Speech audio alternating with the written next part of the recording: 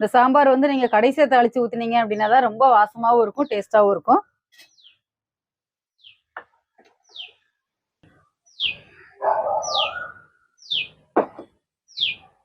நான் வந்து தேங்காய் எண்ணெய் ஊற்றி தான் சாம்பார் தாளிக்கிறேன். உங்களுக்கு எந்த எண்ணெய் தேவையோ நீங்க இதில் தாளிச்சுக்கலாம். தேங்காய் எண்ணெய் ஊத்துனீங்கன்னா ரொம்ப வாசமா இருக்கும் டேஸ்ட்டு. 2 ஸ்பூன் தேங்காய் எண்ணெய். எண்ணெய் நல்லா சூடாகட்டும். எண்ணெய் நல்லா சூடாயிடுச்சு.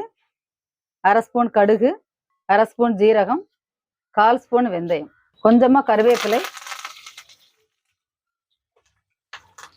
கொஞ்சமா மல்லி இலை. லைட்டா வதக்கி விட்டுடலாம்.